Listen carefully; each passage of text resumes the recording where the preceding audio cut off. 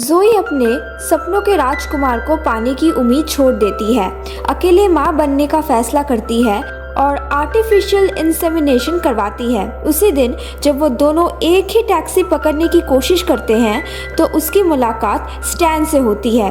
वो एक farmers market और एक बुक साइनिंग ग्रुप में 2 बार और मिलते हैं। स्टैन ज़ोई को नो ऑब्लिगेशन के डेट पर जाने के लिए मना लेता है और ज़ोई अभी भी इस बात को लेकर अनसर्टेन में है कि वो प्रेग्नेंट है या नहीं और क्या उसे स्टैन को बताना चाहिए। जिस रात वो टेस्ट करवाती है, स्टैन उसे एक बगीचे में रोमांटिक डिनर पर ले जाता है। चीज़ें प्लान के मुताबिक नहीं होती जब स्टैन शराब गिरा देता है और आग लग जाती है।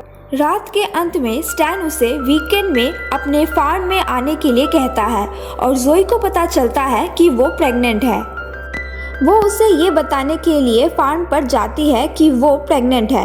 वो साथ सोते हैं और बाद में स्टैन उलझन में पड़ जाता है और गुस्सा हो जाता है कि उसने उसे पहले क्यों नहीं बताया और अगले सुबह ज़ोई ये मानकर चली जाती है कि उनके बीच सब कुछ खत्म हो गया है।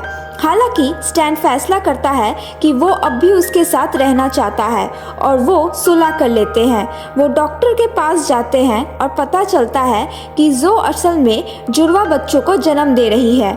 शॉक्ड होकर स्टैन बच्चों के खेलने के मैदान में जाता है ताकि ये समझ सके कि पिता होने का क्या मतलब है, लेकिन उस पर एक परवट होने का शक होता है। ये जल्द ही स्पष्ट हो जाता है और उसे वहाँ एक दोस्त मिलता है जिससे वो पूरी फिल्म में प्रेगनेंसी के बारे में बात कर सकता है, जबकि ज़ो को उसके single mothers and proud group से बहुत कम सपोर्ट मिलता है। जब ग्रुप के सदस्यों को पता चलता है कि वो अब सिंगल नहीं है, स्टैन पिता बनने के दिशा में अगला कदम उठाता है और जुड़वा बच्चों के लिए स्ट्रॉलर में अपग्रेड का ऑर्डर देता है। कई मिसअंडरस्टैंडिंग और कॉमेडिक रेवलेशन के बाद ज़ो और स्टैन मार्केट में जा रहे होते हैं जब उनकी मुलाकात स्टैन के फॉर्मर गर्लफ्रेंड से होती है।